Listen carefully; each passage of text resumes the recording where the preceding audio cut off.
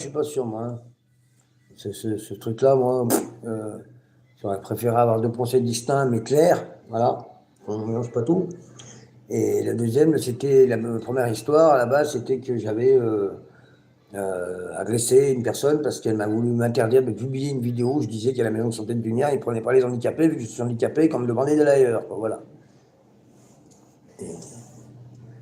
Donc j'ai eu tort de m'énerver, mais bon, là, c'est pas facile de garder son calme, c'est quand on vit une injustice, quoi. La personne me dit, il ne faut pas publier sur les réseaux sociaux, nanana et tout.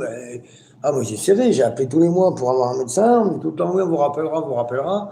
J'ai su il n'y a pas longtemps que c'était à cause de mes vidéos et de mes commentaires sur Google Maps que on m'a interdit de trouver, d'avoir un autre médecin à la maison de santé. Quand j'avais changé de médecin, j'ai voulu changer de médecin. Et donc voilà, j'ai toujours pas de médecin, quoi. Je suis quand même invalide, je suis quand même français, pays des droits de l'homme. Il y a un monsieur qui fait de la politique comment on appelle ça, à Montpellier, que j'ai fait la causette avec lui dans le jardin, là. Enfin bon, bref, on s'en est discuté là-dessus. Il m'a dit, de toute façon, là, en ce moment, on ne respecte pas trop le droit des handicapés, vu qu'il y a des dettes colossales, tout ça, que Macron a beaucoup dépensé. C'était son point de vue à lui, hein.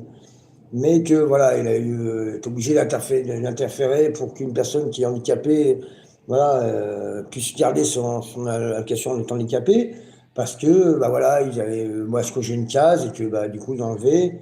Il a fait intervenir une personne qu'il connaissait, voilà, il a pu aider, quoi. Il travaille pour le conseil général de l'Hérault, voilà. Enfin, il travaille, il est bénévole, il m'a dit que j'allais coûter de l'argent, mais bon, c'est quelqu'un de passionné. J'ai dit, heureusement qu'il y a des gens comme vous qui sont passionnés.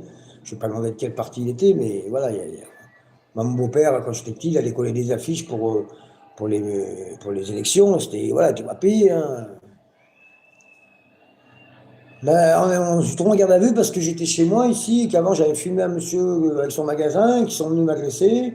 Je me suis défendu, alors je ne les ai pas tapés, je les ai juste poussés du pied. Et après, ils m'ont re-agressé, et moi j'ai sorti un couteau pour pas me faire taper, en fait, hein, c'est tout, hein. Donc j'étais en légitime défense, en plus je me suis pas servi du couteau.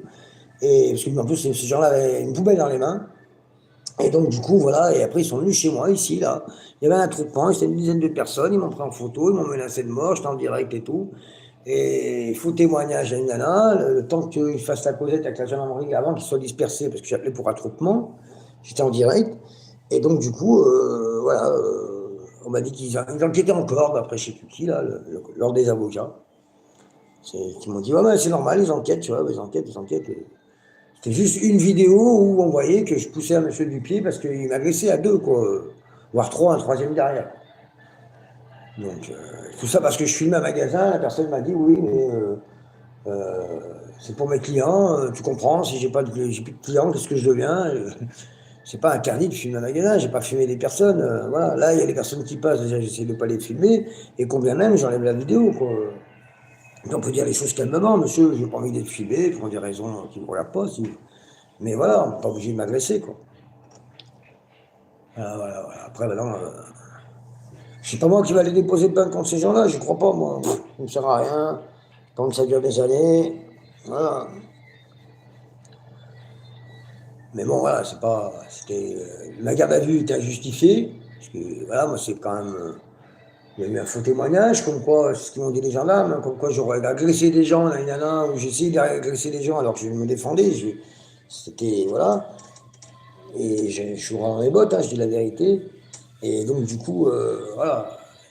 La garde à vue était justifiée. Même mon avocat a dit, Maître Hilaire, Nicolas, que c'était une garde à vue sans cause. Une garde à vue sans cause, pour moi, c'est une arrestation arbitraire. Et donc, du coup, comment ça s'appelle euh, voilà, je n'ai pas gardé mon calme, je suis énervé, quoi. En plus, je ne pouvais pas mettre mes colliers la nuit.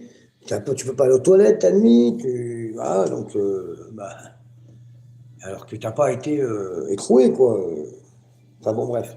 Enfin, quand tu fais une garde à vue dans les grandes villes, la nuit, tu vas aller aux toilettes, on trouve la.